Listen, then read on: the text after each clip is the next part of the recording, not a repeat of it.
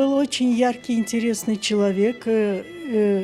Закончил эту студию, писал стихи, рассказы. И самое интересное, самое известное произведение, которое сохранилось и переиздается в настоящее время, является